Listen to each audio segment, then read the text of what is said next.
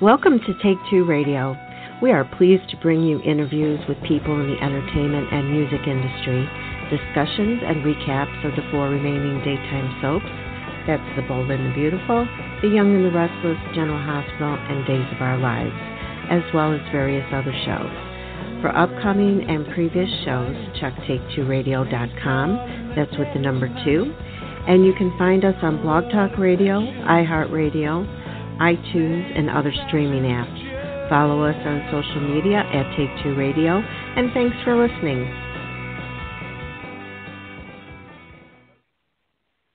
Hey, good evening, everybody. I'm David Silvani of Take2 Radio Soaps and Review, and with me tonight, I have my homegirl, Candace. Hello, everybody. Hello out there. For your information, it's just Candace and I tonight. We have one, Pam, who is still under the weather, our supervisor. Mm-hmm. We have Carolyn, who had something unexpectedly come up. And our very own Anthony is had a loss of a family member this week, and he is with his family and celebrating his grandfather's life. And we wish them all a speedy recovery in whatever they're doing, and that they'll all be back next week with us. Yep. In the meantime, Candace and I are going to bleed our hearts out. And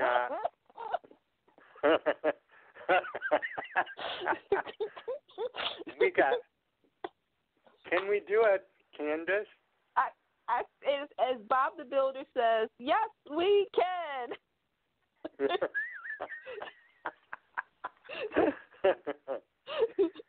Well, let's see. Where would you like to start tonight? I would like to start with, let's see, wait a minute, I'm going to spin the wheel. I guess we can start with Days, because Days is on fire, but the digital series that they have is even better. Have you seen it yet? I am yet to pick that up yet, no. Oh, my goodness gracious, David. You need to get on the train with it.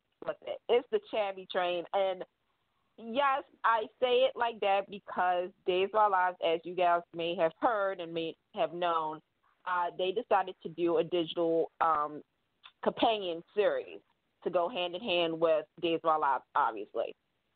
They featured Chad and Abby, a.k.a. Chabby, who, a couple months ago left to go to Paris to start over, to kind of get reacquainted with each other, to start anew. So basically that's where the digital series picks up at. They've been in Paris now for 6 months? I want to say 6 months. About, I think. And, 6 months.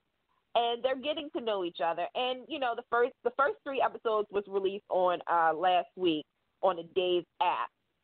I know some people cannot get the Days app outside of the United States, which sucks. I kind of wish NBC would have done it where it was on NBC.com first, or YouTube channel, which if you guys – so basically let me give you the setup here. So Days of Our Lives released the 3 episodes last week, and then each week – they're going to release one new episode. When the complete series is done on the Days app, people will get a chance to watch it on NBC.com. So, you guys can all be together. I think they kind of did that backwards, but that's just me. I think they should have released it on NBC.com, period, so that way everybody can get a chance to see it at the same time. Get it. But, that's showbiz, kids. So basically what's happening in Paris is, Chad is still working. He's a workaholic, but he's trying to compromise with Abby. Abby is, from what the description is that she's still Abby. She's still a a person who has responsibility as a wife, as a mother. She comes up with ideas to help those less fortunate or start a fundraiser. And Chad is still working for Demira Enterprise. And like I said, some things are key to when they come back to Salem later on this year.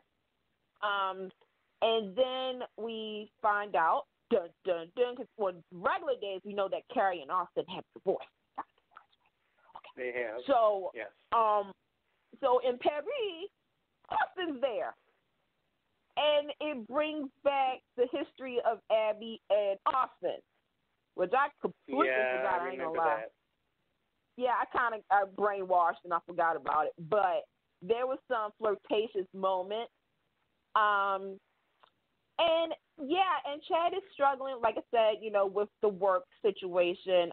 He has an assistant who is tough as nails, in my opinion, who feel like she's a little sneaky, a little something, like there's some, like she wants a little bit more of Chad in the office than meets the eye.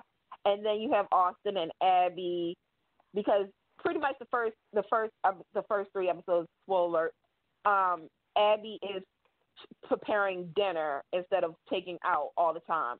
So it's going to be like a 2-hour wait for her food, which is chicken pot pie. So Abby is like telling Chad, like, I don't want you to go to work. Don't choose work over our relationship. Like, we just need to work together because we've been through so much. And Chad is like, I fell in love with you all over again, but I have to do this.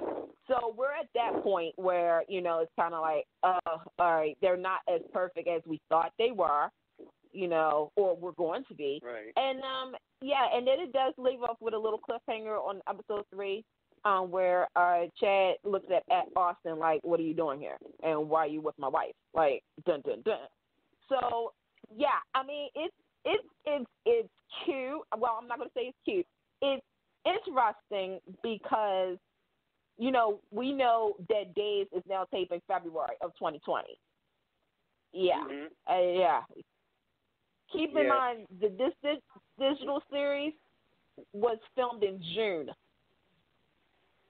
It was. So maybe the timing going to turn out just right, you think? There's a couple of things that fans of Days of Our Lives have been asking, and rightfully so.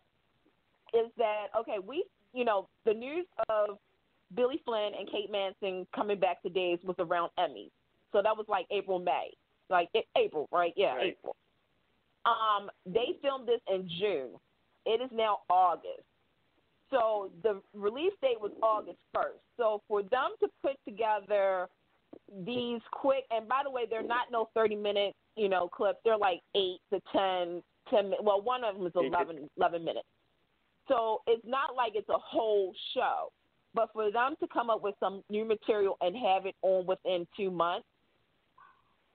And I should also point out that, yes, Sony is of course a part of it. It's Ron Carvati, Greg Mean, Ryan Quad, of course, Ken Corday, obviously Corday Productions, and Steve Kent and Sony. So it's kind of like, all right, now what's the difference between the digital? By the way, another thing, when I say you need to watch this show, the first thing that pops out is the set. Money. Oh, good. Well, they got a pretty nice set. It's colorful. It is crisp. It is the show itself. The lighting, the direction is on point. Like it's fresh.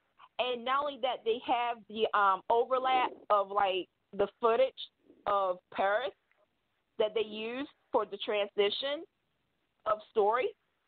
So you see the Eiffel Tower, you see the moon setting over France. You see scenery, sort of like Bold and the Beautiful. Nice. So there's that question of, okay, why can't regular Days of Our Lives, which fans have been complaining about for the last couple of years about the sets looking dull, the wardrobe looking blah, the lighting looking blah. How come this digital series is better than the series on television? Like, what's up with that? So, so there's your like, and why can't they tape? They taped in June. This is now August. So it's kind of some red flags, like what's up with that? But I will say this, that I can now see, because of what's going on with Days, which is, obviously, let's talk about this. Gabby and Stefan are now married. Yeah. Wait a minute. I need to pass out again. I mean, along comes this thing, and it's like, oh my God, they're married now. Like, okay, but this is a part of her revenge, and she's pretty much like for some reason he signed everything over. He's like, because the whole marriage situation is, if he doesn't do it, then he loses out everything. The same time, Nicole, a.k.a. Kristen DeMille, goes to Undead Tony. Yeah, that's Tony, right? Yeah, Tony.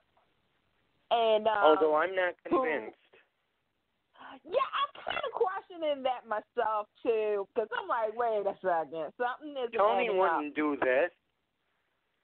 Tony is above this. Or would he do it? What if something else is going on that we don't know about? And for him to sink that low? Yeah. So I was thinking about that. So Kristen asked Tony, like, okay, look, if you want in on this, we got to get married. So simultaneously, they were getting married. And the funny thing is that everybody is trying to figure out, Days of Our Lives needs to do a family tree episode, because everybody was like, that's disgusting, Chris, if technically it's Nicole marrying Tony, but really it's Kristen marrying Tony. So isn't Kristen and Tony related? And so this kind of was on social media of who is related and who's adopted. Right. So if I'm getting this right, Kristen DeMille is not a blood DeMille. Right. She's just adopted. Okay.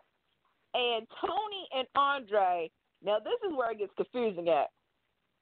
Yeah, I lost count. Yeah, I'm done. I can't do it anymore, but needless to say, they're not blood relatives on that front, so it's not incest, but it's still weird, because I'm like, wait a minute, how are they? Yeah, so, yeah, we don't have time, because we could be here for 5 hours talking about family trees on Days of Our Lives. So now we found out about the marriage and everything, and they were like, that's a sham and everything, but Gabby is sticking to her plan. So my question to you, David, is how do you like the new Gabby? She's bold, she's brash, and she's conflicted. And I see the same thing that Rafe sees. Yeah. I mean, Gabby is coming in because basically she blames Stefan for everything that's been taken away from her. And rightfully so. I mean, she feels a certain type of way. She feels as though her and Abby are the two people who really took everything away from her. She kind of took away some things from Abby, not really, but in her mind she did, and she paid the consequences.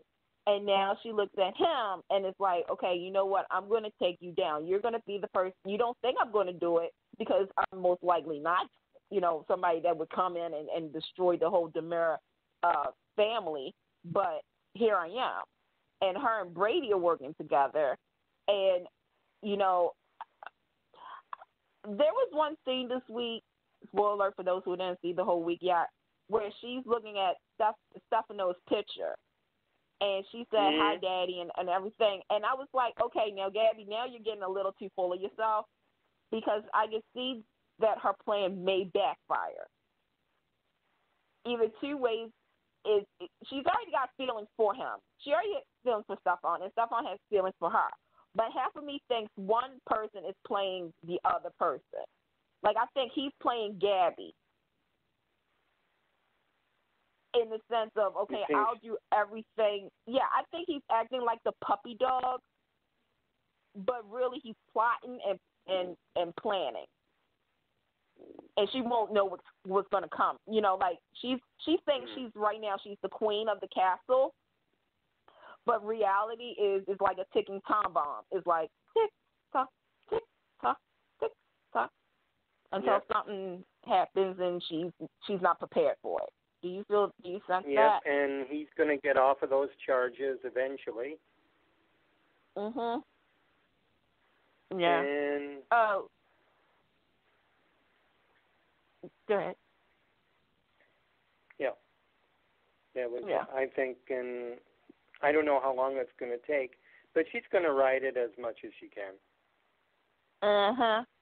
I mean, so far she's just like, she replaced. Y'all saw the episode. She replaced the photo of stuff on picture with her picture and saying, "Okay, that looks much better." Oh. Like on the desk, like that's much better. Like, well, okay, go ahead, girl, do your thing. So then you have, let's see, spin the wheel. I gotta talk about my favorite. My Rex, Eric, Sarah, and Xander. My three's a crowd, three's a company. Three's a crowd, but we know tomorrow is Kyle's last air day. Yeah, and it kind of sucks because two things. One, I thought it was genius for them to hire Kyle back but play a different character. I thought was, you know, I mean, I know that Phelps has done it before, but Dave is known for it. His chemistry with Lindsay was really good. I just didn't like the way they wrote Rex. As a hound? Well, as kind of this is what I'm going to say, and Ron Carvati, if you're listening, hi. I just feel as though with Rex, he was the question character. Like, okay, what do we do with this character? Other than have him be, you know, Rex Brady, like him being with Sarah, what else can we do with Rex? And there was nothing. Like, he was you know, sleeping with Sarah's sister, which should have brought Sarah's sister to town, but that's just me. You could have had him paired up with Chloe because a lot of people liked it, Kyle and Nadia's chemistry, you know, early on in the year. They could have had him, you know, something meaty and juicy, like a good storyline instead of the, you know, just him around Sarah.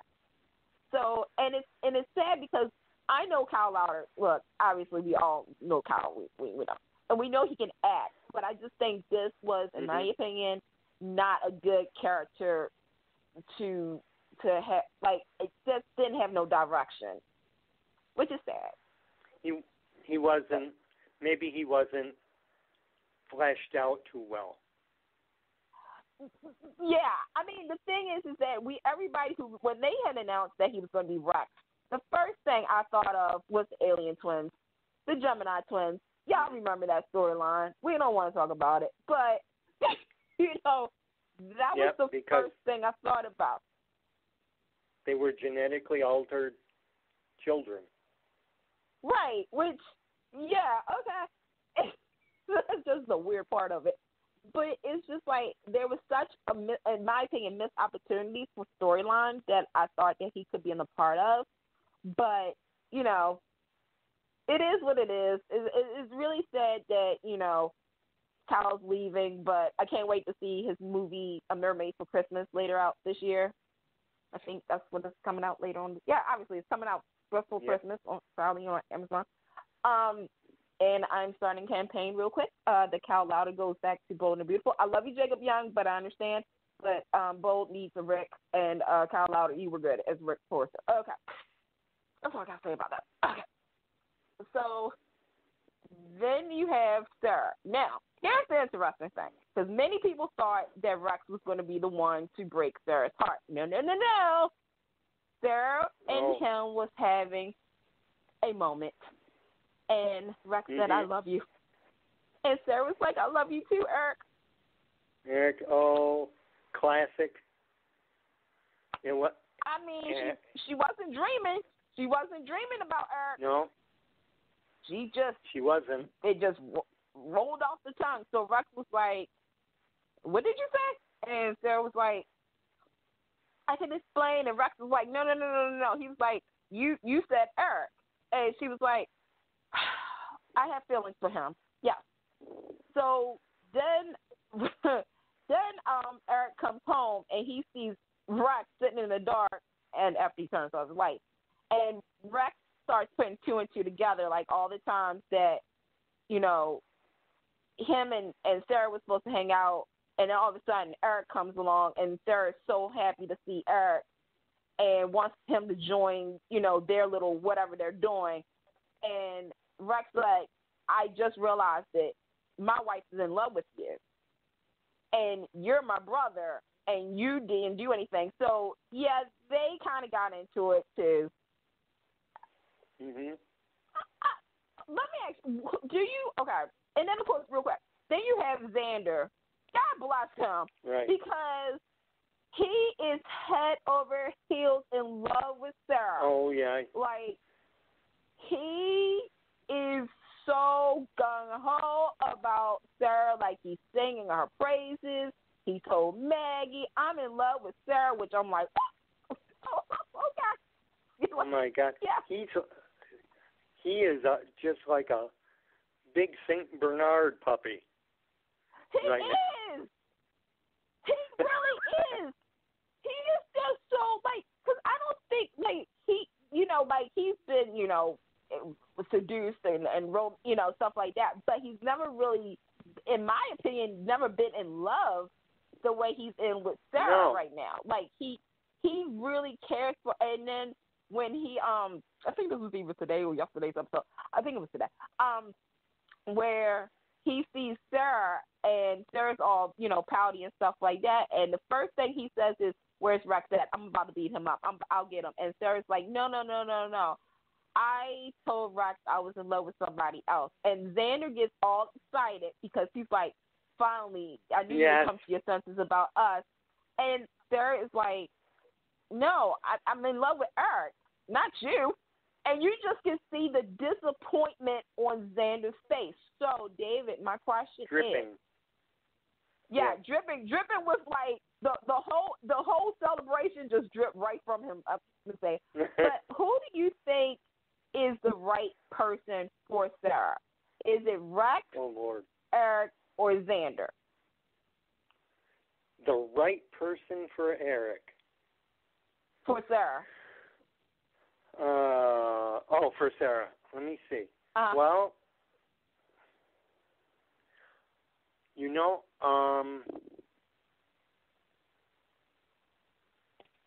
Xander gives her that excitement.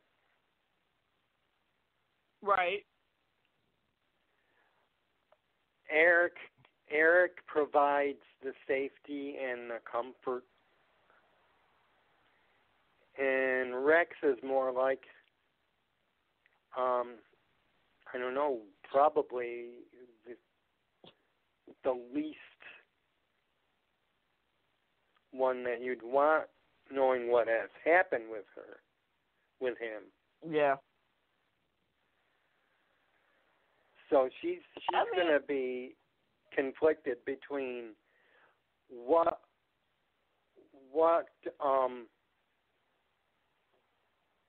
her appetite, so to speak. Does she want the excitement, or does she want the comfort and stability? And Good she point. knows she can't get both from either of them. That is and I true. bet she's trying to figure that out. Right.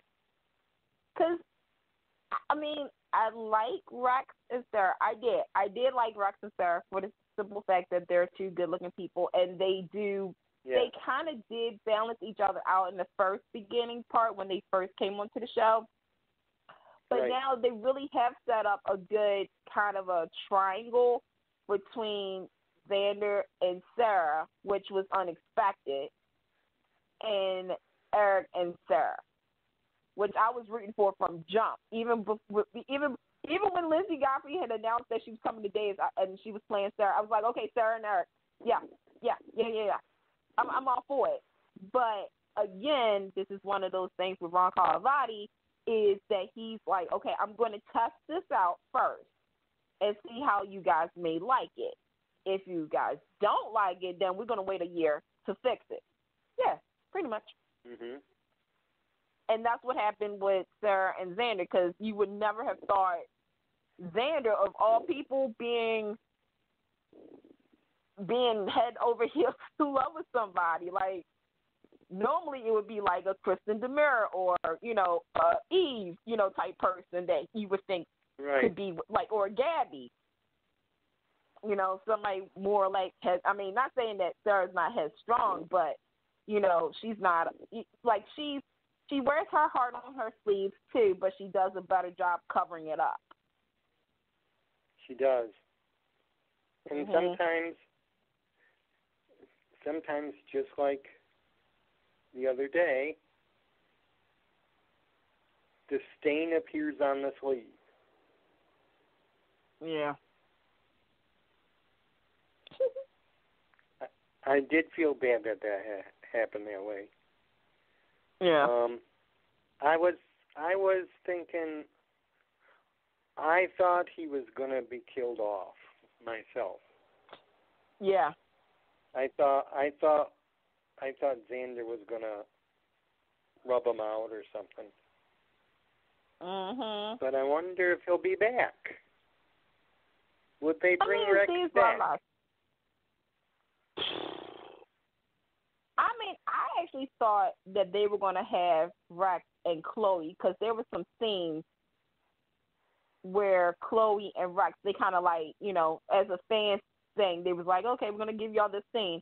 And I thought maybe they were going to have Chloe and Rex kind of hang around each other. And maybe because Nadia is leaving the show too, I thought they were going to sync up and go away together. But obviously that didn't happen. Well, Nadia is supposed to be leaving at the end of this month, early September, from my understanding. Oh. So if Kyle's leaving tomorrow, then I don't see it happening. But they could have him come back if he's not over on Bold and Beautiful. Mm-hmm. Just saying. Just putting it out there. So I don't know. Hopefully, but Days of Our Lives does bring back, characters and, give them that restart. Obviously, like Xander, they gave him kind of a restart, and look at him now. Like, he's one of Days' top leading men now. Might as well say it. So good job, Paul, for doing that. He's doing a good job. So throw him a milk bone. Exactly. And on his head. What else happened on Days? Let's see. Gabby Saffron. Brady got something in his head now. Right after he made love with Nicole, I think he remembered the tattoo on her back. I can't with Brady at this point. Look, Brady's a smart guy, and I'm giving Dave props for giving him his brains back. But then I'm like, dang, man, like, seriously, you hopped in the bed with Nicole? Like, really? Okay. Because I feel as though, like, okay, first and foremost, this story better lead to the fact that real Nicole is alive. I think everybody has said that. Like, they better not say at the end when everything is said and done, oh, by the way, Nicole's still dead. I know. I was hoping for that, but then I knew something was up when Xander went to her. Our plan is working well, and I said, she wouldn't be working with him. Right. Do you think Nicole is somewhere So it was out a nice there, though? twist. Right. What? But do you think yeah. Nicole is the real? Okay. I think she's out there. I just wish they would show us, or like have it where somebody's like, oh, by the way, she's some code name, like give her a code name or something like that is okay. Like just have it where the audience can bank on the fact that real Nicole is alive out there, but still play it so that way it's kind of like, okay, if real Nicole is still out there, where is she, and would she be able to come back to, like, will she find her way back to Salem?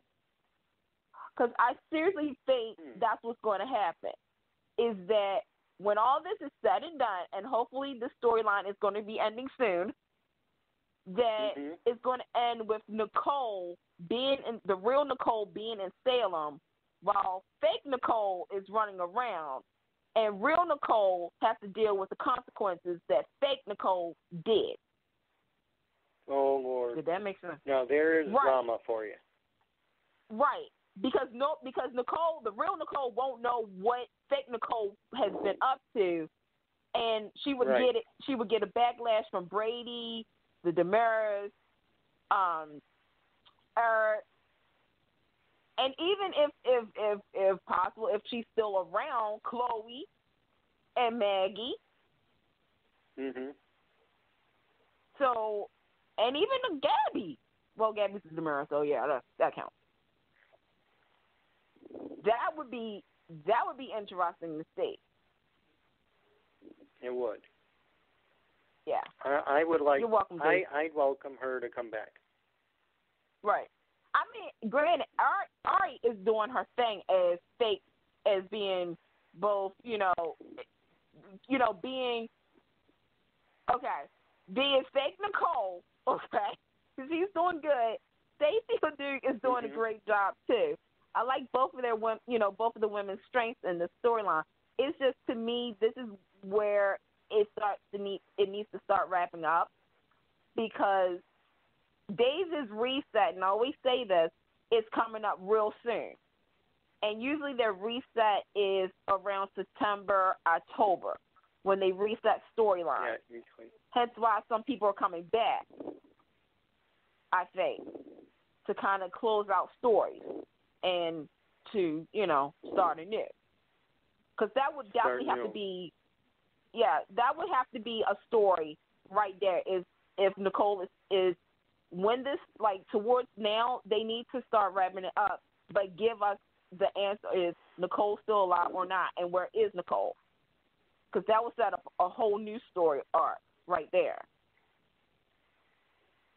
So, but one person's story that won't continue is Ted. Ted dead, y'all. Yeah. He gone. And I'm still conflicted by that Tony would do it, because he wouldn't have any scars on him. So that's why I'm thinking that's maybe Andre instead of Tony. If they say it's Andre, I'm gonna hurt Dave, because I feel as though I've been going through. I mean, granted, everybody's been trying to figure out who is the next generation's Phoenix, okay? Because the Phoenix will rise again.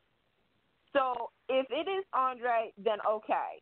But at the same time, the reason I say Tony is because I have a feeling that something, just like another show, I feel as though somebody has some info about Tony, that Tony's afraid to get, leaked out or whatnot. It could be something within the family. It could, again, that's why I said the digital series probably is going to tie into what's going to happen later on down the line.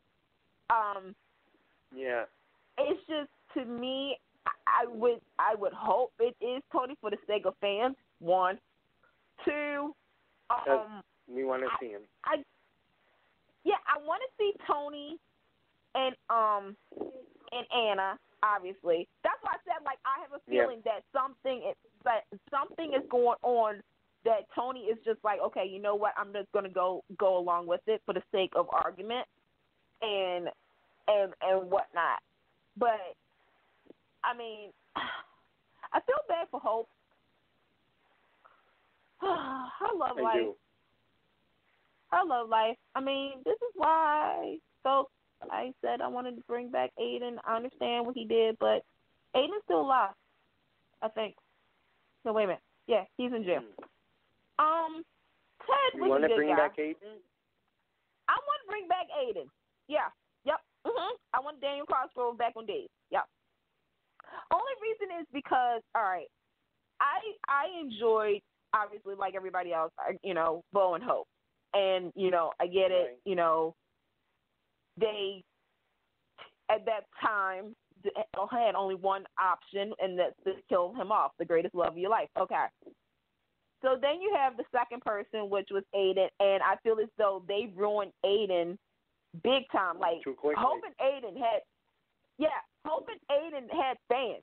Like, it was nice until they, like, ruined Aiden's character. And I think I remember who the writer was at that time. I'm not going to say no names. I'm going to be good. But then you had Ted, and I thought they kind of pulled a fast one on me because, and I don't know if you felt like this too, David. I think we talked about this on the show, is that Ted came off to me a little shady. Yeah, and he I did. thought that maybe, I even said this too, I said, wouldn't it be something if that was really Aiden who had plastic surgery and came back as Ted just Lord. to be with Hope? Like, I went through that whole my story God. arc. And then I was like, okay, he had a wife. Okay, he had all this stuff. I was He had a like, wife, gee, yeah. that sounds I said, gee, that sounds familiar. So with Ted, I think they just didn't know. Again, that was one of the other characters that was like, okay, let's see where the wind takes us. And they wrote for him, and then they paired him up with Hope, which is now kind of, I'm starting to think it's probably the Black Widow. I don't know. Bad luck here. I don't know. Hope is not good luck right now. And then, of course, he gets shot. And Stephanie's being blamed for it. Like, come on, man. Like, really? It wasn't him. He has an alibi. Where's that wife of his? Like, are you going to miss Ted? I am. He brought some color to the show. Yeah. Yeah. He was interesting. Now, He was not your run of the mill character that you'd see every day. Mhm. He was different. Yeah. But 9 times out of 10, he's probably going to have a twin brother Probably. named Dan. But I don't know. With Jed. yeah, and it's sad. It is sad watching them die off or go one by one. When you see that happening. Mhm. I mean, they just put him in the freaking chest and was like, okay, that's it. We have nothing else for you people. He's dead. Just when Hope and him was getting reconnected again. That's tough Missed love. opportunity. Oh, well. He'll be back in 6 It's a months missed as Jed. He'll be Jed. Could be. But what did you think that Jack finally saw his ways and fired his wife and made Eli commissioner? Okay. There's a couple of things I need to get off my chest right now about this. First and foremost, Cassie the Pirate and Matthew Ashford, collect your Emmy reels together and submit that for next year. Yep. I'm going to say this, is that Jack, to me, all right, how am I going to say this? First and foremost, I feel as though this is one of those stories or days that I was waiting for the conclusion of it, because I was like, okay, it's going on too long. They're writing. I get Jack has, severe amnesia, stuff like that. But I just was like, okay, there's some things that he's doing, acting like his old self, not the heroic Jack, but the idiotic Jack from back in the day. And I get that, and I understand that, we're not going to go there. With Eve, though, I understood what she was doing.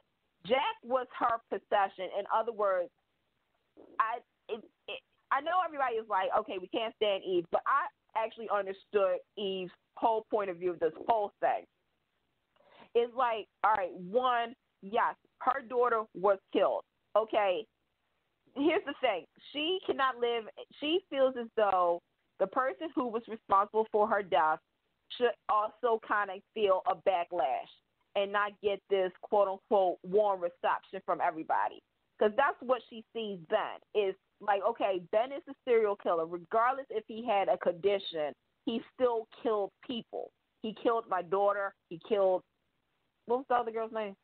Serena, whatever, stuff like that. Paige. Yeah, well, not Eve's daughter, but who was the other person he killed? Melissa Archer's character. Yeah. Was it Serena? Serena, something like that. Serena. Well, I just remember. Serena. Yeah, Serena. So it's like, okay, he killed people. All right, Will was alive. Okay, by the grace of good Lord. Thank you. But he still was responsible for some killing. So for him to be, all of a sudden, Ben is a hero. Ben is kind of a good guy. Eve is like, no, the heck he's not, and I'm going to prove it to you. And, of course, she takes on being the commissioner, which is like the highest power. And, look, let's be real here. Sometimes when you're in higher power, you do corrupt little things here and there to get your way. But that's where she was coming in. She was coming in as a mother who wanted revenge. Okay. With Jack, having Jack under her fingers, it's like, okay, Jack has always is another person who gets a warm reception. Considering his past, he still gets a heroic response. Eve felt as though, in my opinion, like, okay, if I have Jack and I mold him in the way that he doesn't always see everything lollipops and rainbows, but he sees it in the way that I'm presenting it to him. That's how I'm going to say it. Right. The way that Eve is presenting it to him. And not only that, but to also have him as a lover, something that, and she wasn't competing with anybody. That's where I saw that whole thing, that Eve was kind of getting her fairy tale, even though it was really not meant to be, if that makes sense. Right. And she knew that it was going to be a time where somebody would either figure her out or where it was going to be too much for her. And I think it was a little bit of both, because when Jack kept saying he wants to remember certain things, and Eve is like, why? Like, why can't you be like you are right now? And I think that's when she started realizing the things. And then when Jack finally put two and two together, and that wonderful scene where it was the rest of the serum, and he's like talking all this, he was talking all this crap to her, and Eve is like, you know what, you're saying all these things, but keep in mind, I still got the serum. And it's like, Jack realized, like, okay, you know what, I can't piss her off anymore, because if I piss her off, then I'm not going to get my memory back. And that scene where she was like, I'm sorry, and she crushes those, I was like, ooh. I was like, wow. And that scene alone, that was like, I was like, whoo. Him saying, stop using your daughter's murder as an excuse for your behavior. I'm like, yeah. Like, she's like, wow. That's the end. I was like, that, like, all that, frustration that he had and everything, and, like, the look in her eyes said it all. It's like, okay, I have to do what I have to do, because at the end of the day, I'm going to be the one to be on the out. I think him choosing Eli was a smart move. I hope Eli and Lainey get a lot of story, I kind of want them I to hope have so, too. their own storyline right now, instead of just being there. Yeah. I do too. Yeah, because they're making it like, yeah, it's weird with them. I feel as though they need to be propped up to A list too, and not just the B list. They got to be propped up a little bit. Give them some Yeah. meat to chew on. Yeah, and not. Yeah, I mean, it could be something where Eli. I mean, the topic of Dave's social media is jobs, because everybody feels as though everybody has a job, and which is true. Everybody does have a job. Well, some people don't, but some people do need to have a job, but still be in the same storyline. But that's another story for another day. But Right. it could be something job related or career, or I mean, Rafe is now going to be working with Lainey, I think.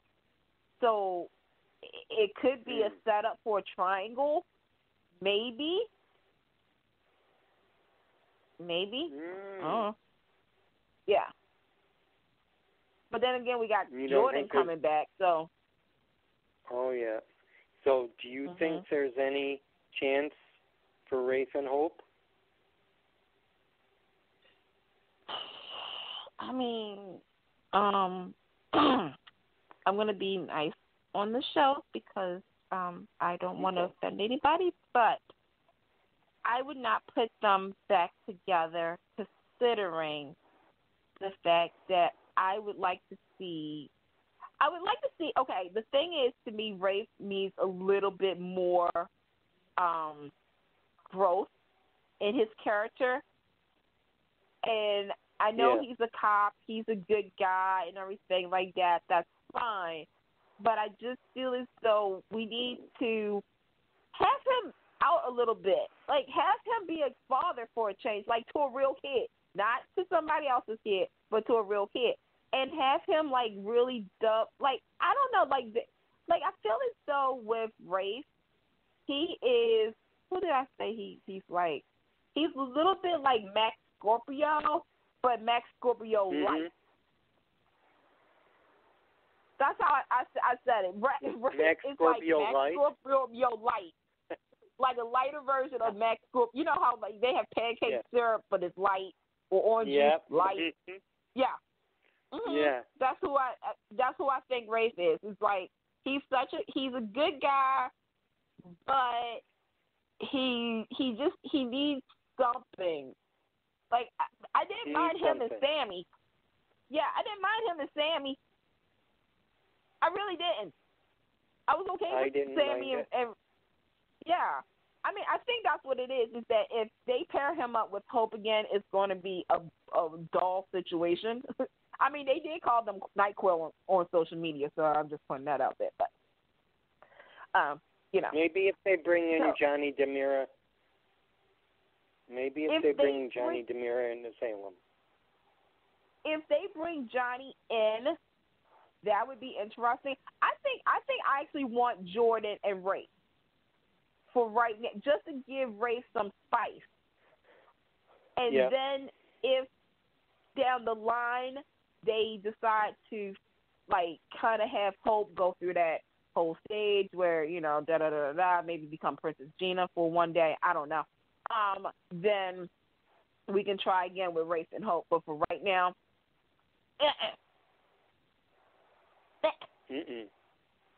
nope. No. Unless they bring back Bo in the shape of Robert Cully. Sorry, I love you, Peter, but I mean, that's the only thing. That's the only thing I could think of is, if they were to bring back Bo, maybe Hope can have some spice in her life again. But I don't know. Yeah, I don't know what they're gonna do. Yeah, now that Ted's dead, bye Ted. Gonna miss you, Ted. So that was Salem. That was Salem. Where do you want to go now? That was Salem. Oh my God, we spent a little over 45 minutes on days. But there's still only the two of us here. Yep. And we can cover it. I mean, Okay, so I'm going to do this in honor of Pam because I think everybody across the social media world has been praising this show for the payoff, and that is Bold and Beautiful. Yep. Go ahead, David. You take this one. Oh, you want me to take this one? Oh, I love the payoff. I did enjoy how it came out. I enjoyed watching Scott take on the lead and just go for the jugular and not give up. I wanted Liam's character to just unravel and take it, and he did. And he did not disappoint, in my eyes. The look on Annika's face. Oh, yeah. That's an Emmy right there. I mean. Oh, my God. I cried, Candace. Did you not cry? I cried. I mean, here's the thing.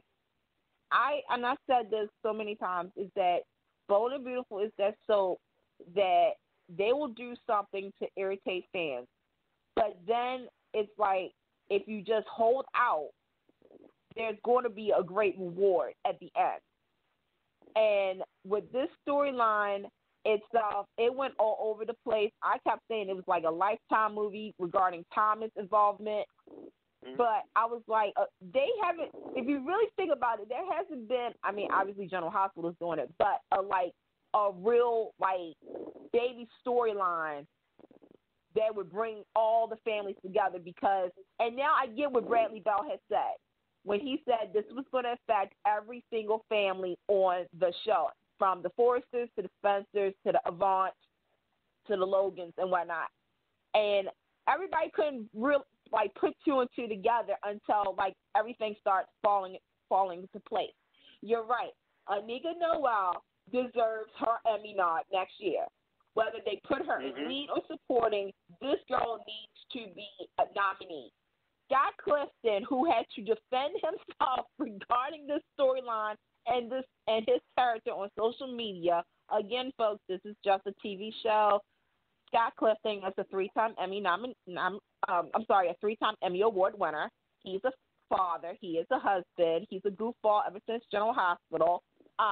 He loves Back to the Future. Liam Spencer he's a paddler between Hope and Steffi. Okay, that's all we got. Yeah, this baby storyline. Waffling. Yeah, I mean, right. He waffles between the two women all the time. He has kids on the show. And that's just it. It's a show. But Scott Clifton proved when first and foremost, okay, real quick, honorable shout out to the little boy who plays Douglas. Because he turned 6 years old last week. He deserves, look, if Cameron Grimes could be 9 years old and Kimberly McCullough could be a such age for Emmy nominations, this little boy deserves something because little did we know, we always trying to figure out who's going to be the first one to figure everything out. Was it going to be Ridge? Was it going to be Taylor? Was it going to be such? It was this little boy. And when he told Liam, baby Phoebe is baby Beth and everything, it's okay, kids don't lie. That's the number one rule, folks. Kids do not lie out of the mouths of babes. So when Liam was saying you need to stop this because you're making Hope cry, and Douglas was sticking to his guns, he was like, I don't care. That child is really your daughter. And for Liam, now Liam's never been the smartest tool in the shed, but I got to give it to the writers to have Liam question Steffi because I felt as though when Liam was asking Steffi questions regarding this adoption, I'm like, Steffi, you should actually know the answers to this. Regardless of Taylor being the one to set everything up, you as an adopted mother should have followed up and found out the information. That's what irked me even more. It was when Liam was like, well, what do you know about the birth mother? Where did the baby was born at? do you know about this? Do you know about this? And like Steffi was like, all I know is my mom took care of it. Right there, that's a red flag. So when Steffi kept, and rightfully so, Steffi was trying to figure out where this all coming from. And you're right, that scene when he just said, Douglas was telling me the truth all this time and everything. That scene, and when that little baby said, Dad, I'm like, I'm done. I was like, oh, yeah. Because and then the scene with Matthew Atkinson, who plays Thomas, again, Emmy Real, I'm just saying, when Liam was telling Hope, and Thomas was at the door saying, Liam, is that you? Like, don't believe him. Because Douglas had told Thomas, he told Liam. He was like, I told Liam that baby Phoebe is baby Beth. And click up. He was like, what? And the boy hung up on his father. I'm like, oh, Lord. But that whole scene of Thomas now panicking, Liam is like, okay, I have the one thing that can make Hope happy again. And Hope in that disbelief. That is how you do a payoff. And then, obviously, if y'all saw, like, today's episode, Steffi knows. So, we all been saying that Guy, Anika, Jacqueline, Matthew, and the kid who plays Douglas, and even Katrina, who plays Flo, because we always waiting for it. We was waiting for this, too. It's like, okay, now that Liam told Hope, and Hope saved her. By the way, real quick, Hope, because Thomas wanted to take Hope away. And he was like, no, you're coming with me. So he knocked out Liam, obviously. And he was dragging Hope up to the helicopter. The helicopter. Port. And Thomas was like, if you love me, da-da-da-da-da-da. And Hope is like, if you love me, you would tell me the truth. And she saved herself. Let me repeat that. She saved herself. Because she kept saying, if you love me, you would tell me the truth. Is my baby alive? And you can see Thomas kind of, and this is why I said the payoff was because Thomas was going back and forth with himself in his mind. And you could tell because of certain things that he kept saying and the way that his body language was showing. And when Liam got to him, Thomas ran off. We don't know where he is. He probably took the helicopter to Paris. I don't know. But, you had that moment and them reuniting with the baby. But then with Flo, when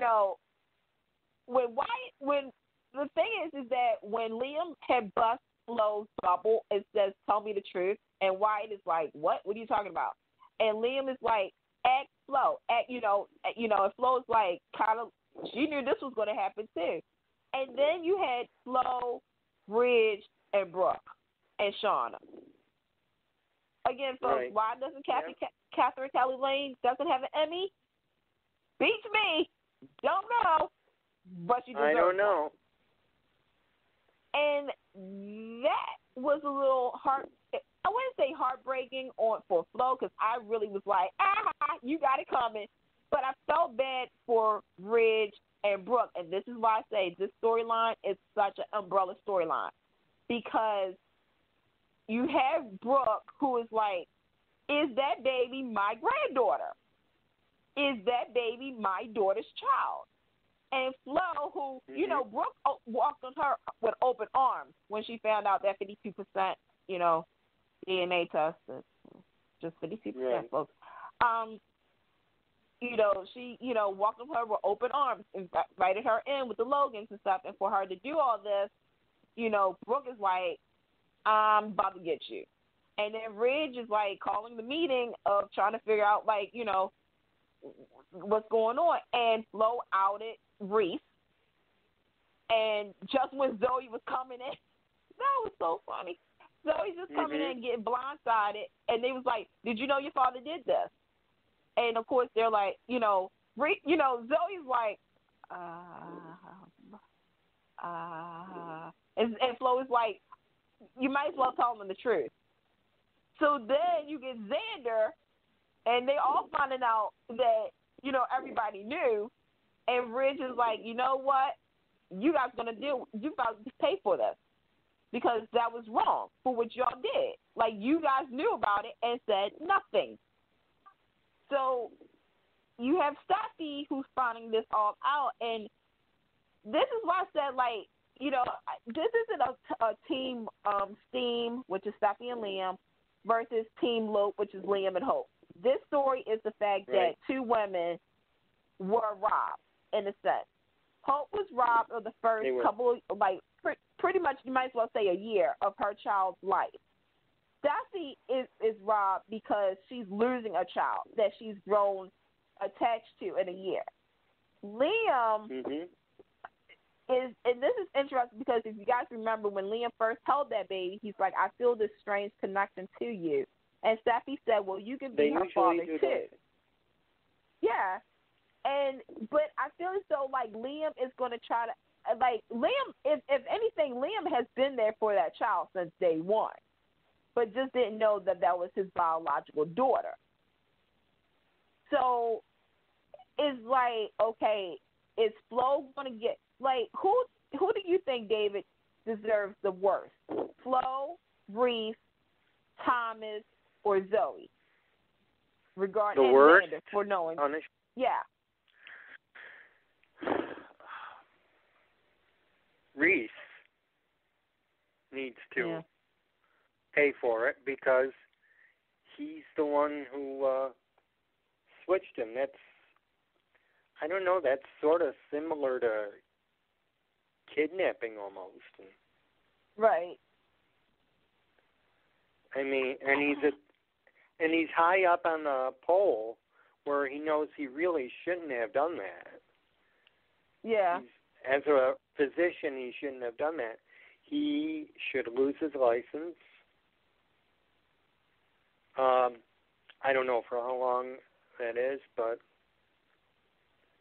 again, he should pay for switching the babies out. The others are like, what do you call those? What would you say? They're just accessory after the fact? Yeah. Flo, yeah, she's next in line for that because she went along with it. Zoe should have turned it in the minute she found out. Zoe found out actually first what it was all about. Yeah. And then Flo got into it. The first one. Yeah. Well, it was, let me see. Zoe, well, let me see. Reese, okay, so Reese and Flo had an arrangement. And Flo was wanted to leave when everything was set. When everything was set, and, you know, with Steffi now having the baby and Hope thinking that the baby died.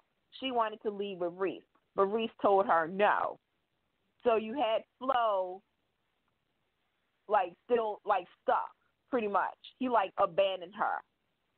And then you had Zoe. Zoe put two and two together first. And she confronted Flo, but Flo switched it and said, if you snitch on me, that means your father goes to jail. So Zoe, out of the fact that she didn't want her dad to go to jail, kept it quiet until Xander found out, because he overheard that. And Zoe told Xander, if you love me, whatever that was about, you won't tell, because Xander was hell-bent on telling, and he chickened out because he didn't want to lose Zoe, but he lost Emma. He lost Emma. He couldn't take the heat, so he got out of the kitchen, so to speak. And then but you had, that doesn't leave him blameless. Right. Like, he gets partial, like, I think the way it should go, okay, Reese, Flo, Zoe, Xander, Thomas. Yeah, I know, I put Thomas down bottom. Yeah, I did. Shauna. And, well. Shauna. Yeah, Shauna. Well, okay, wait a minute. Let me put it back. Wait a minute. Hold up. That's Okay, a so hard it'd be one. Reese, Flo, Zoe, Xander, Sauna, yeah, Thomas, yeah. The reason I put Thomas last is because he was the last to kind of overhear it. And he used it. Yep. See, he was the dangerous one because Thomas used that to his benefit, but I think they wrote it wrong. The way that they should have had it was Hope, Hope finding out that Liam and Steffi had slept together via Thomas. And Thomas was like, oh, by the way, another thing is that Steffi and Liam also knew that your daughter was alive all this time. Kind of like mind playing her, like, screwing up her mind. Because I thought Hope would have a breakdown by now. I really did. I thought if they were going to honor the history of the show, she was going to take a baby doll and go to the island and say it was her child. But that didn't happen. But okay, we're going to let it go. Happen. But right, so I thought that Thomas was going to be the one to do that. But because they didn't, to me, Thomas gets off a little bit, not a lot. But I'm looking at, okay, if Reese isn't back yet, because I think they said Wayne Brady was back there, but I don't know what's going on with that. So for right now, I'm looking at the people on the canvas. So Flo deserves it because she had multiple opportunities to talk. And not only that, when she found out she was Hope's cousin, that right there should have said, you know what, I'm going to tell you the truth. Like, I don't want to start a lie, but your child is alive. And there you go. Like, there's so many people you can blame, but really it is Flo. Flo is going to be the one to sadly take the fall for this. Unless, like I said, Reese comes back. Unless Reese comes back. Mm-hmm. And now, Taylor's got to find out if they bring her back. Yeah. And here's the thing, Bold, because from what I've been told, there's contract negotiations, I don't know. Just go ahead and recast. I mean, I love you, Hunter, but do your thing. I understand there's some things going on with you, too. But, for a storyline like this, you do need Taylor because, one, she was a instrument regarding this baby storyline. I mean, she gave Reese the money. Right. Her reaction to finding out that it's Hope's baby, again, that will play off the history of a couple of things. Because, and I was literally like telling the fan this on social media. I said this storyline is kind of a clipped version of when everybody thought Steffi died years ago, but it was really Morgan Morgan, who was Ridge's. I don't even know. Like, Morgan was fascinated with Ridge, okay? He's like, and had that ugly wig. I'm still mad at that, but don't make me go back to that. But that was what it was a clipped version of. So I would love to have seen that play into it where Taylor and Ridge, or even now, like, I don't know if Bradley has wrote this, where Ridge is, like, going to tell Steffi, like, a long time ago when we thought you died, we gave up all hope and stuff like that, da-da-da-da-da. They could play off of that, but we do need Taylor in this story because not only that, but for the sake of Thomas. Because we don't know where Thomas went to. Yeah. So it's his mom? key people. Yeah, well, he's still on, but he ran. Like, when Liam came up to the roof and everything, and they were tussling and everything, Thomas left. So I guess he hopped on the plane and went to Abaduba. I don't know. But I don't think Thomas is gone. He's probably going to pop up. Yeah, he is hot. I would be too. After what I just did. But yeah, like, now everybody's finding out. So Flo's going to have to deal with the consequences from Brooke. Maybe Brooke, Katie, and Donna. Hope is going to have to deal with her. Steffi's going to have to deal. Oh my God, Steffi's going to have to deal with deal with Flo. And not only that, I think the important thing I want to see is, I don't want this to be a blame situation, but Carter, who was the lawyer in the situation, I love Carter. Y'all know that, but he has to be. Something needs to happen to his license because for him to kind of glaze over certain important details, I'm just like, okay, dude, for real, your license could be revoked regarding this. And the same thing for Taylor. Taylor, Reese, and Carter all have jobs that can be taken away because of what happened. They could. Yeah. So this storyline, because of an oversight. Right. But this storyline has definitely been a payoff acting-wise.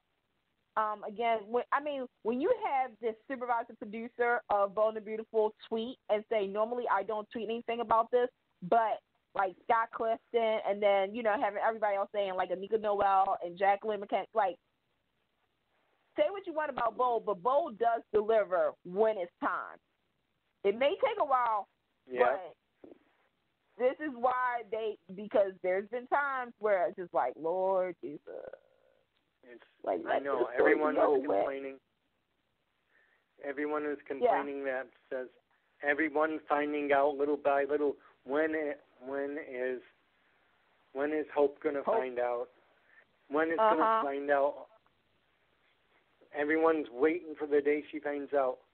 And I want to point out that there was a publication a while back from a certain website, which I will not name, that said that Taylor was going to be the one to find that out.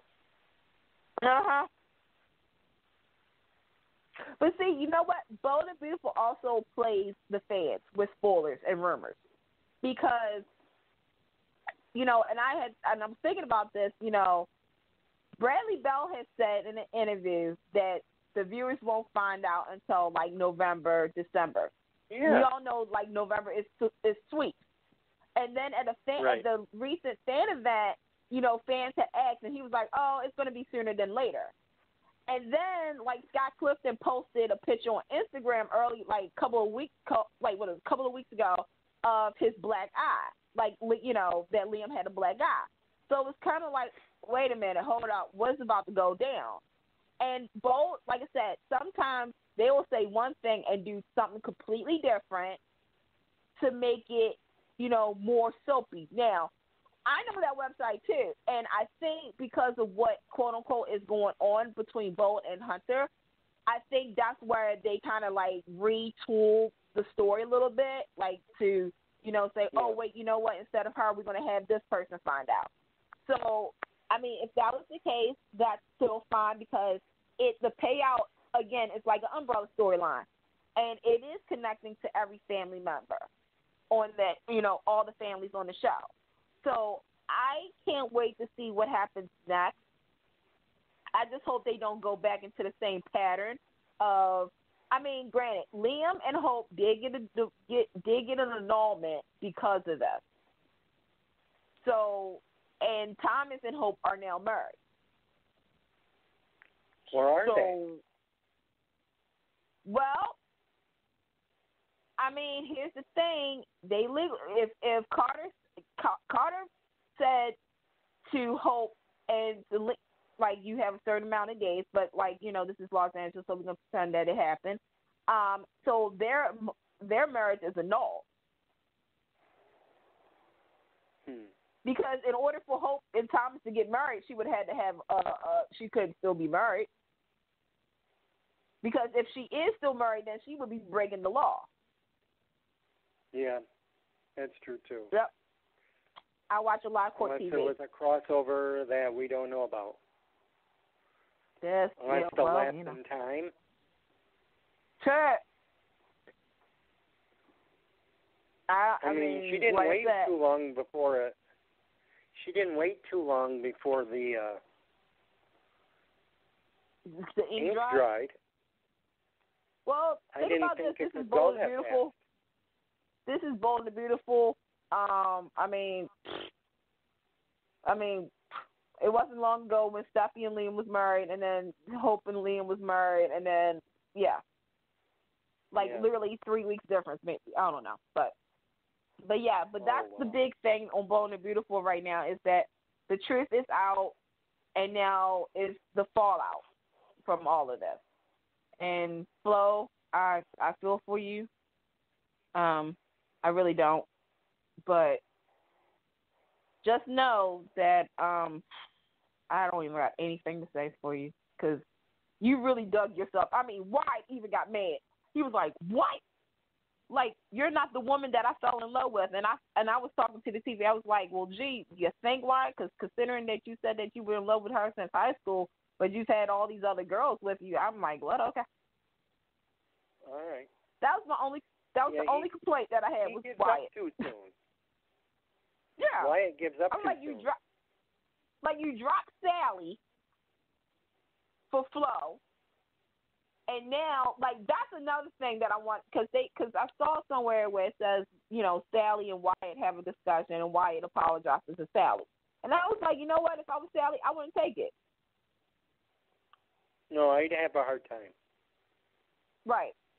But see, with Sally, because Sally still plays a big part, well, not a big part, but an instrumental part in the Thomas storyline if they do what I think they do with Thomas.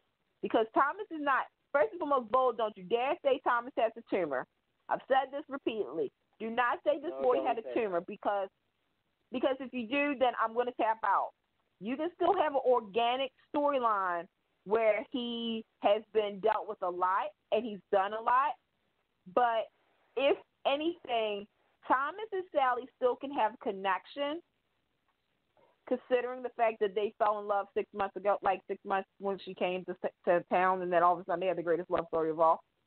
But I think if they do it right, Thomas and Sally may be the end game. If they do it right. Mm-hmm.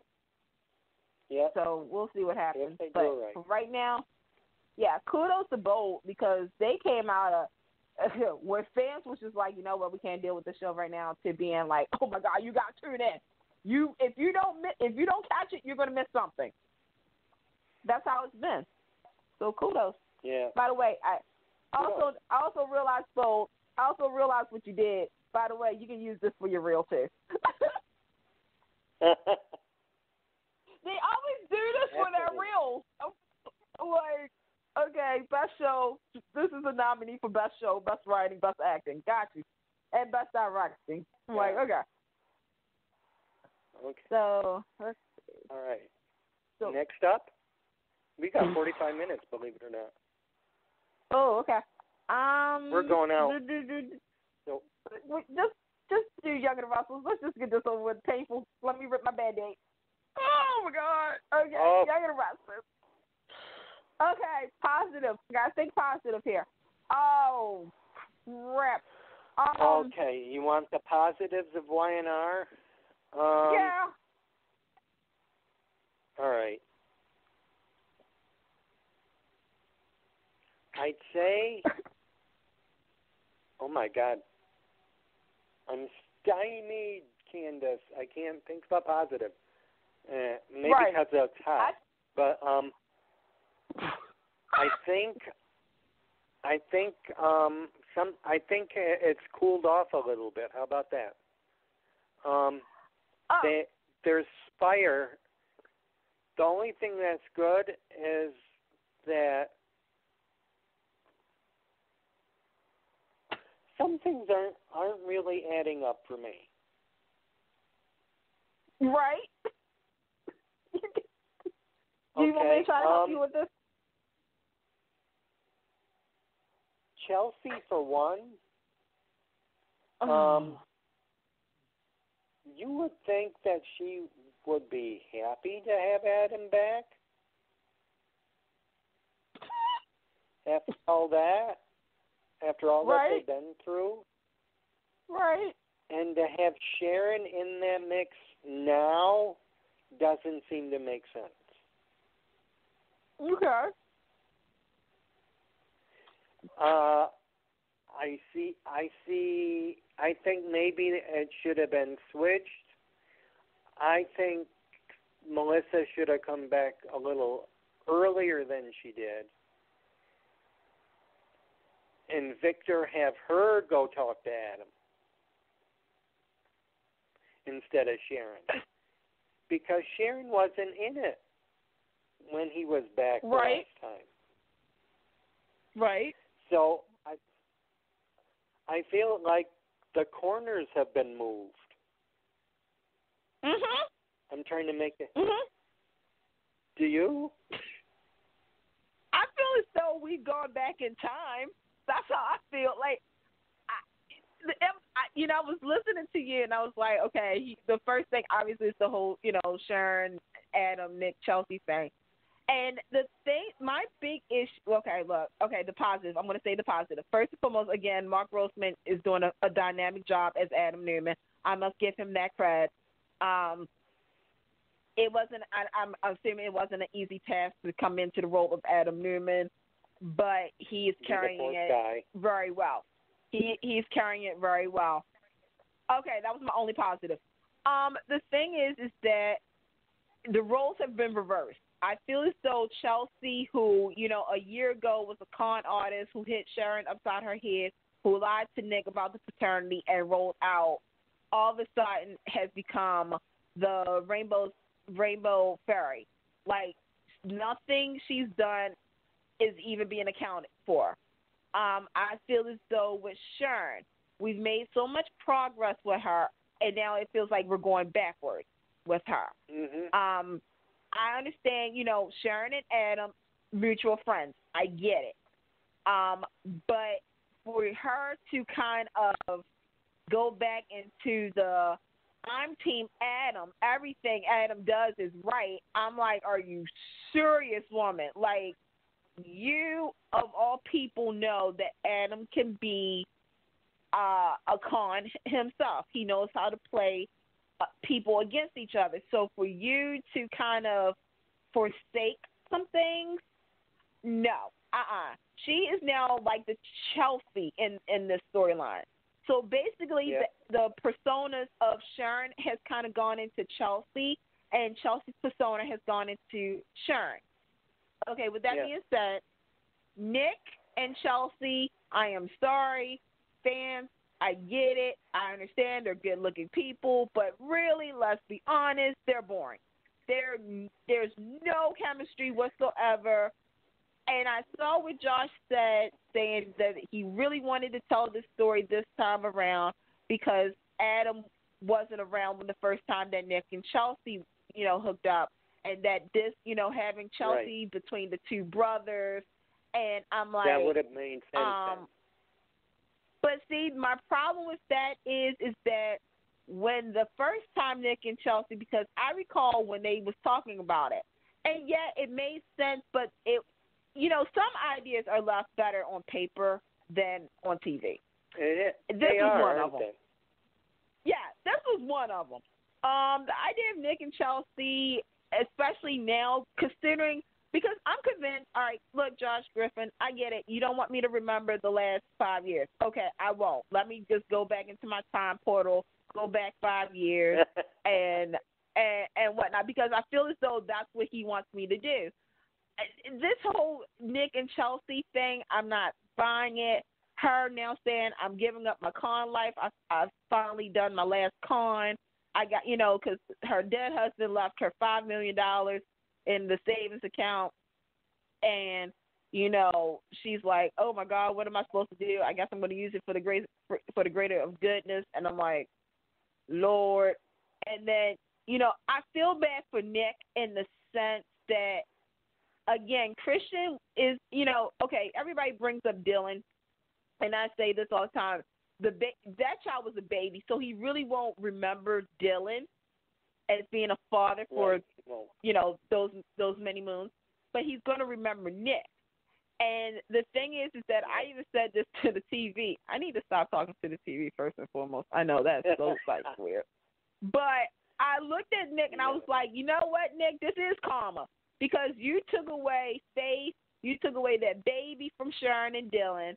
and now Adam wants to do the same for you. The only difference is that I don't understand where Adam is coming from with this. Like, what is his motivation? Yeah, like, what is, but my thing is that for Adam to come back from amnesia, which I'm still questioning, and then all of a sudden you have this kind of quote-unquote obsession with your son.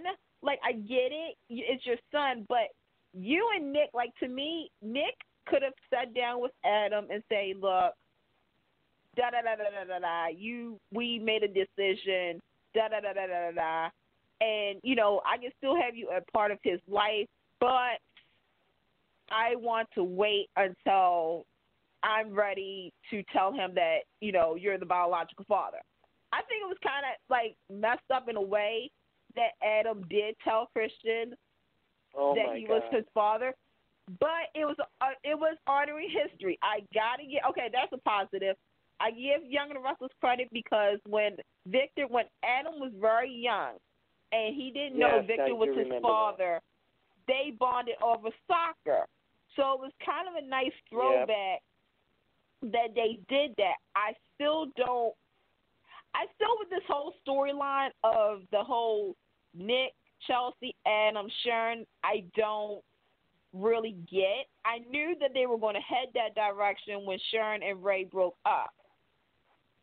And I was like, okay, there it is. Sharon is now free to be with Adam in a sense.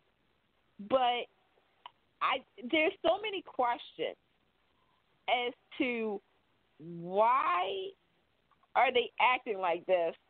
Is Chelsea and Adam conning other people? Like, are they conning? Like, do they, like, have they actually been in contact and is working a con together? Which would be interesting. What is, you know, Adam, like, I'm caring more about what happened in Vegas because I feel as though that storyline kind of got dropped, even though I think that I kind of see where that's heading too. I feel as though the Adam Vegas storyline was much more entertaining than what is going on right now. So that's my 2 cents about that. Like, I'm trying to think positive here. And the other thing is, maybe there's a new wrinkle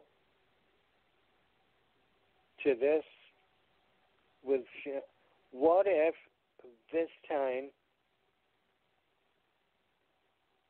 Nicholas uses Chelsea to get to Adam back? Yeah. I mean, I wouldn't mind that, but I don't see that going that way. That's the sad part. I see where it could have gone that way, but I don't see it because for some reason, that's what I said. Either Adam is conning somebody else, or Chelsea and Adam are working together. But I need some kind of explanation on the part of Adam. Like, all of a sudden, Adam wants this kid when I know darn and well, I remember Adam and Nick saying, you know, for Nick to protect, and I understand that's when we thought Adam was going to go to jail, but Adam has said that he wants his child nowhere near Victor. So, okay, you have that, and they had that mutual agreement, but now it's like all bets are off. For what reason? Like, why is Adam so gung-ho about having his son? Like, I don't understand that. Just like I don't get this whole late post-traumatic stress disorder from Billy regarding Delia. Yeah. Who's telling him to stop Adam? That's a gaslight. Right. I mean, granted, Jason Thompson. Okay, if Jason Thompson don't get an Emmy reel for this, then I lose all faith in the Emmy Society.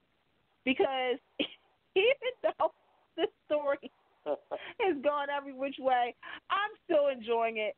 So we have Billy taking Victoria's medication, her sleep medication, which is a no-no.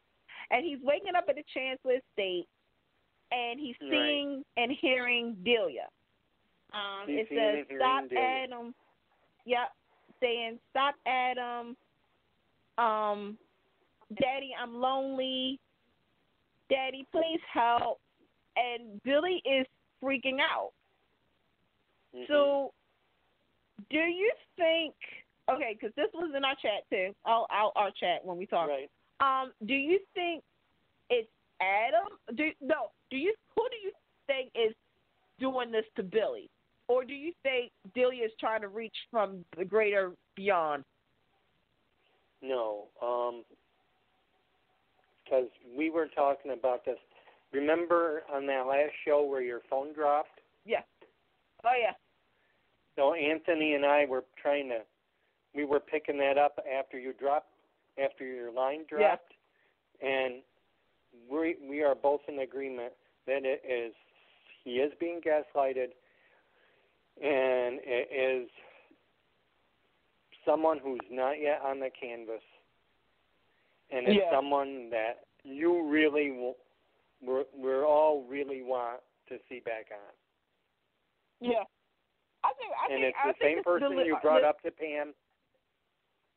Yeah, I think everybody. Yeah, I think everybody who listens to our show pretty much can guess that. We've all said it. Obviously, this is why I say they need to bring back what's going on in Vegas, because the Vegas storyline sounded so much interesting. Is that they kept saying about Chance Chancellor, and the thing is that we all thought Chance was this good guy until we found out he's hit some lows. So I said that maybe it's Chance doing this to Billy, which plagued the question why. And I said maybe Adam has something over on Chance, and Chance is doing this for Adam's bidding, or something else or Chance is trying to get somebody to kill Adam, and why not have it be Billy? Because of the history. Because of history. Yeah, I'm just thinking because. It couldn't be Chloe, because then we'd be going down this train again with Chloe trying to get Adam. Okay. I wouldn't say Kevin, because no offense, Kevin's not that smart. So, they keep bringing up Chance, but they stopped talking about him, which sucks. Mm-hmm. But I wouldn't hold it past. See, this is where I need for Young and the Rustlers to surprise us and say it is Chance, but have a reasonable reason for why he's doing it.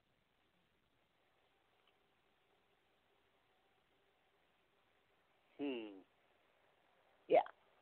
Yeah, unless maybe it was Adam who had the troubles that Chance had, and then they switched over or something. Maybe. I don't know. I'm getting. Makes more I'm sense getting Adam. What do you think? If Adam is doing this to Billy, then again we've gone back 5 years, because Billy and Adam kind of made peace. Not made peace about Delia's death, but Billy made peace with his contributions to Delia's death, and that was the thing. Billy owned up to his part of Delia's death. So if they're now going to erase that and say Billy never did, look, grief happens all the time, granted, but this story, this is where it gets okay, what are we doing here with Billy? Obviously, if they're going to set it up where Billy tries to do something to Adam, then I'm going to be like, okay, all right, what? I'm like, all right, I'm just going to shake it off and be like, okay, all right, whatever, dude, whatever. Mm-hmm. It is what it is, at this point. It is. But like I said, Jason Thompson, yeah, because Victoria is even worried about him, because Victoria even said, you know, is there anything, you haven't been sleeping? And Billy was like, how can I sleep when I've been dreaming about this and dreaming about that and freaking out here and there? Like I'm good though. Like Billy, Billy's trying to still be Billy.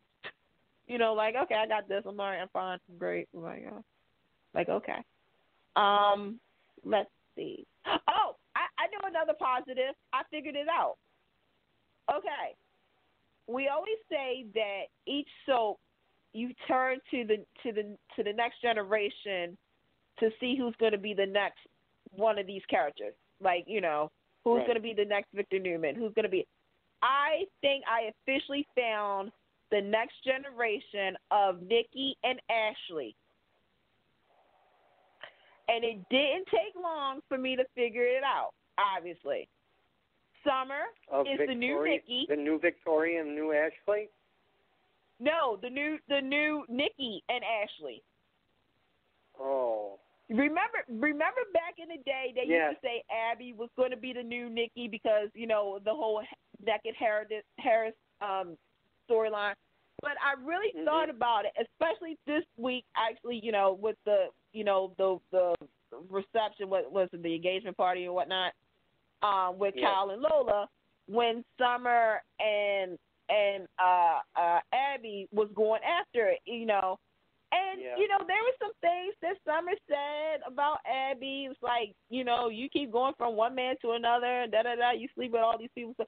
And I'm just like, oh, this reminds me of Nikki and Ashley.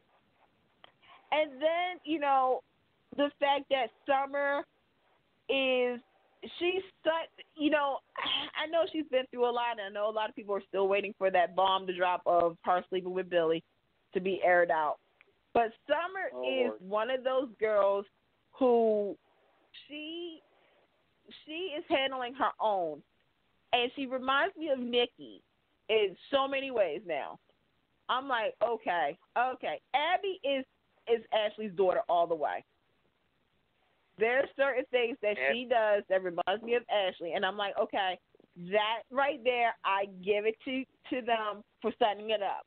Because they dropped that a little bit, considering that, Abby slept with Summer's husband, Austin, which, right.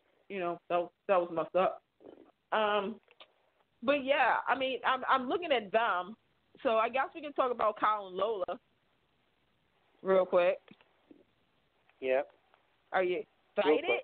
Are you excited for them? They're getting married. Are you excited? They're getting married, and I have a hunch Theo's gonna break them up. Well, if he hasn't because Theo keeps talking about New York, something happened in New York, this person in New York, da-da-da-da-da, and Kyle is like, shut up, don't say anything. Lola wants to know about it, and there's so many ways we can take this. Like, do you think Kyle was secretly married to somebody else? Do you think he's a father? Do you think he tried to kill somebody? Yeah, that. What, did he try to kill somebody, or the father? Or him being a daddy? He said it today that he tried to pay her father off. I think something happened to her. Right. Wouldn't it be something if she was a mob princess? I feel as though they did that storyline before. Didn't they? On the Beautiful, Lord Jesus. On Young and the Restless, didn't they have a mob storyline? With they did. What was the girl's name from American Idol? Oh, her, yeah. Yeah. Yeah, oh. I forgot her name, but her. she was... Yeah, she was like the mob Diana. princess. Yeah. Yup. Yeah. Oh, with Kevin. Yeah. I mean, I wouldn't mind it, but I feel as though I'm thinking I'm going to go by my soap Bible that I have a feeling that I'm hoping against all hope that it's not a repeat of like Billy, because I say Kyle is a little bit like Jack and Billy. So yeah. I hope there's no baby in the mix. That's the only thing I can think of, is that Kyle has a child out there. Well, there is this actress coming on. I forgot what her name is. She's a blonde, and I'm one. Yep. And you know, they say her name on the show is Zoe. Oh God. Couldn't y'all pick another name? Like really? Like I know. I guess. Well, it's they the didn't year say that Zoe. Zoe. They said Zoe. Zoe. Oh. And I'm wondering. They didn't come out and say that she was the one involved with Kyle and Lola's story, though. Yeah. So I'm wondering who she is. That I think she's going to be a part of that story. Because the chips are too stacked against Kyle and Lola. Like, first and foremost, we all know like what the wedding, 9 times out of 10, the wedding doesn't happen. Yeah. Right. So. Yeah. Oh, we got about 19 minutes for GH. Okay. Here's what's happening on General gotta be Hospital, quick. folks. Okay. I cried today. I cried today too, but I'm mad at the show. Did you cry for the same reason? I cried for the same reason, but I'm actually mad at the show for doing it. And I knew something was going to happen because of that prediction that Psychic had. Like a couple when they told, yeah, like don't take that drive, and it's like, first and foremost, okay, William Lipton, who plays Cameron, has definitely grown acting wise. He has definitely become an actor that can pull off emotional range. I felt bad for Cameron because he didn't know what the predicament was. And I feel even bad for Franco because he is doing the ultimate sacrifice. And that's what got me. Is oh my God. That he is willing to do this. First and foremost, he saved his stepson. So right there, he's like, you know, you're my child. Like, I'm going to save you. Like, come on now. And when he said, you tell your mother, I'm like, oh my God. I'm like, because I completely forgot something. I'm like, now, wait a minute. Now, if he gets Drew's memories, which, you know, that seems to be the situation here, will he remember Elizabeth? And I'm like, he would remember Elizabeth, but then I said, no, he ain't. He's not going to remember her. So basically, Franco made the ultimate sacrifice, and he's going to get implanted with the memory. I'm hoping it doesn't work.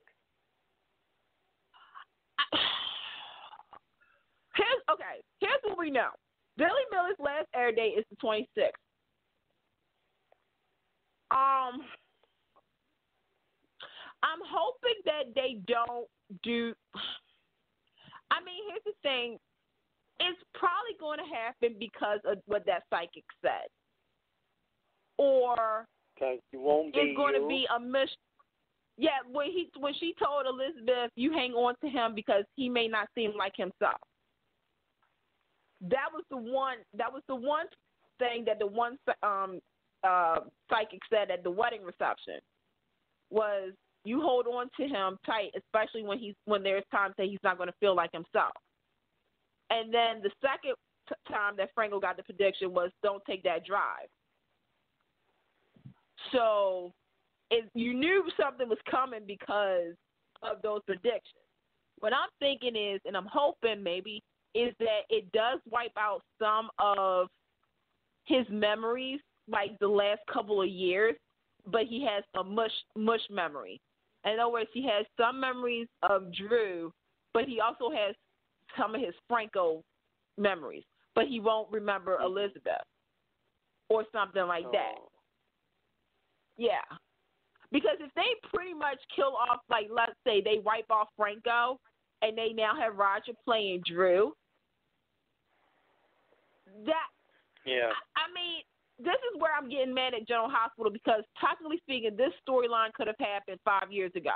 Notice the key word is 5 years, folks, because this is the storyline that could have happened when, and I'm not blaming Steve Burton for anything, but if General Hospital really wanted to do this, we could have had it where Steve Burton and Billy Miller could have played the storyline instead of having a third person, because ever since the whole Drew-Jason storyline, even though it was supposed to be about Drew and Jason, no offense, but Franco was a part of that storyline.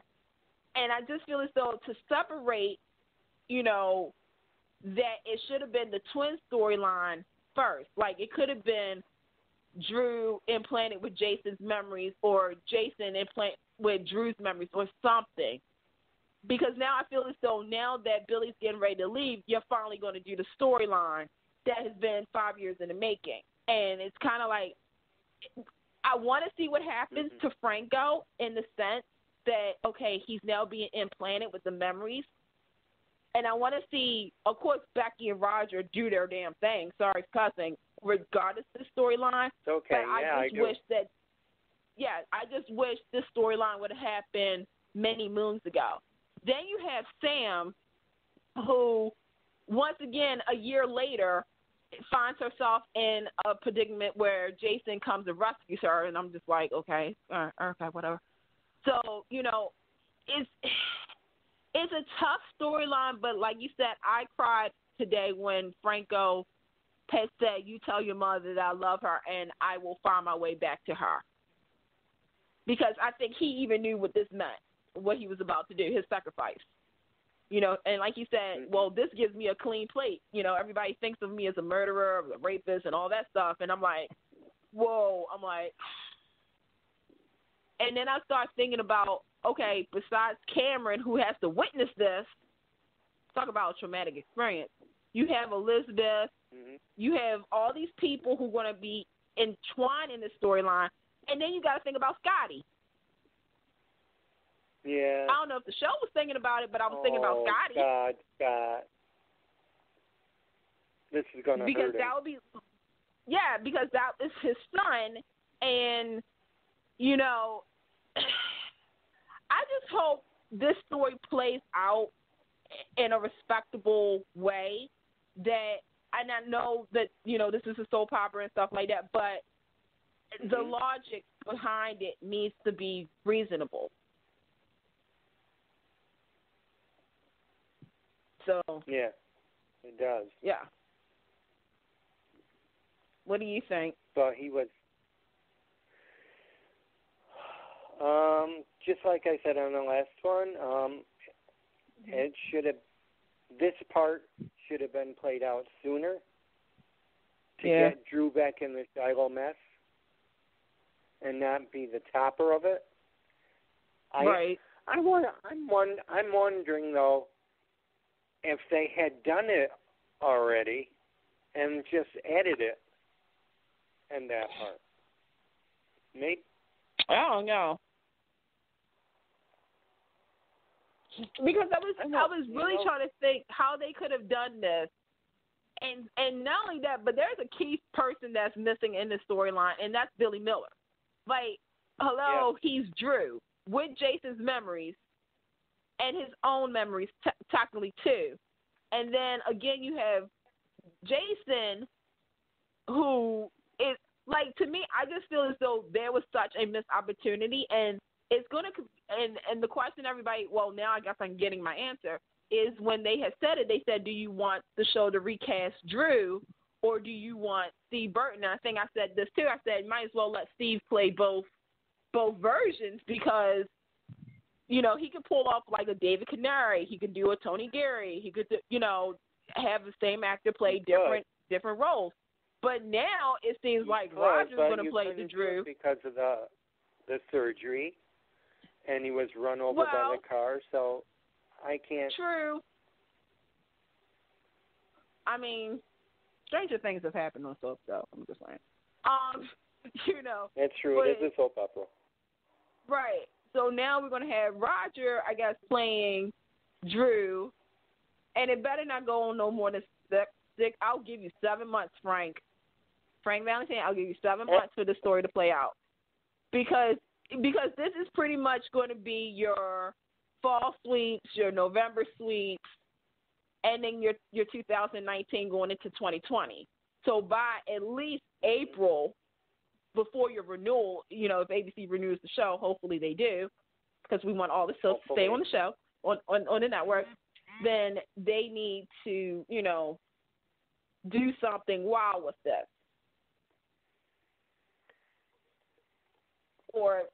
But see, then the question is that, okay, if Franco returns, then what happens to Drew Kane's memories? Will they kill off Drew Kane? Yeah. That's where we're at, folks. I figured. See, I'll ask that question a couple of times, but I mean, let me see. I'm trying to think of anything else that's going on.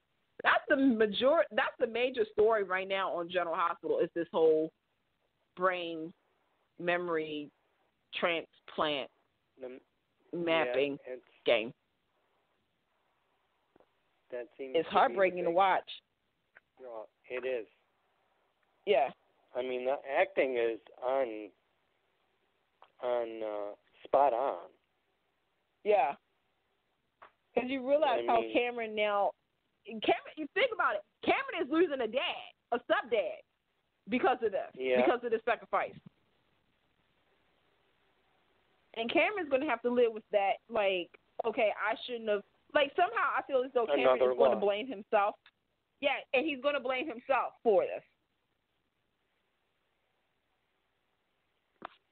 Yeah.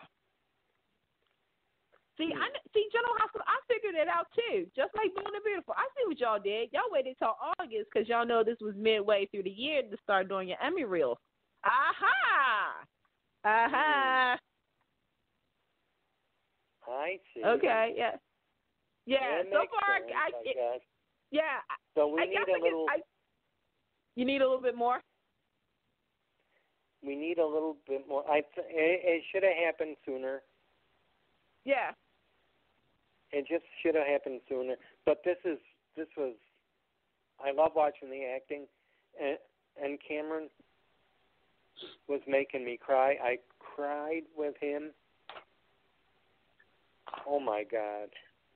He better get. I cried. Yeah, he better get a younger actor nomination or something. He's only 16. He deserves it. Look, check this out. It's that. Look, a couple of weeks ago, we had Cameron's biological dad on the show, Chad Brandon, Emmy Award winner at that. Yeah. So I'm just saying, go for it. Go for it, General Hospital. Mark Tashner, get his reel together. Who we got to talk to? Yep. Because between that and Oscar's death. Yeah. I wonder if Chad watches. Yeah, we should have asked him that. Damn it. I want to tweet that question to him. I wanted to tell him that. He says, "Have you seen the young man who plays your son?" He looks. I see the likeness now more than I did in the beginning. Well, the original actor who played the first Cameron looked more like Chad. William looks like a combination of both. Mm-hmm. The first Cameron looked like the hair did it for me, where it looks like Chad in the beginning. But with William, he's a combination of Becky and Chad. Yeah. So yeah. So that's why I said I can see it with both of them. So, but other than that, because somebody said, has Cameron ever found out that his real father is Xander? I'm like, that's a show right there. Like there it is. Yeah. There it is. That's another empty win right there. That's an empty dot right there. So that's basically about it. So to give everybody a recap on these, pretty much everybody needs to watch the Shabby and Paris digital drama. Ted's dead. Xander's gung ho in love with Sarah. Rex gone. Right. Let's see. Gabby, for right now, is queen of the Demure Enterprise Lord. Bone and Beautiful. Hope got her baby back. Flo going down the river. On Young and the Rustlers, Kyle and Lola are getting married, but there might be a secret that pops up. Anna, Mick, Chelsea, yeah, okay. 5 years, going back 5 years to that. And on General Hospital, I guess this might be the song for Franco. Yeah. That's the sad part. So, yeah. But he made the ultimate sacrifice. So, what do you do? He did. Yeah, so that's about it. That's all I got. That's David, about you got it, guys. anything? Yeah. But stay tuned. Stay tuned to our social media. We can't say nothing. We can't. Yep. We got something. Yep. We got something happening. But stay tuned to Facebook, to our Twitter, and everything else. And for past shows, check it out. Take Two Radio, blogtalkradio.com. And Pam, get well soon. Our queen. What did you have? Was you watching Greg Vaughn today? What was going on over there? And to Tony, our condolences goes out to you and your family. So that's about it. Yeah. Oh, that was beautiful, Candace. I couldn't have done it any better.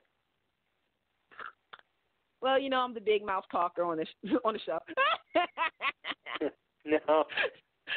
But we all love listening anyway. So everybody, take care. Tune in next week. Tune in. We can't type. Quiet on the set. We can't say anything. We signed a confidential contract, and if we say anything, one of our fingers get cut off. I don't know. Ask Pam. She will tell you. And we'll see you next week, everybody. Thank you, Candace. Thank you, David. Bye, guys. I'll see you on the upside. Yep.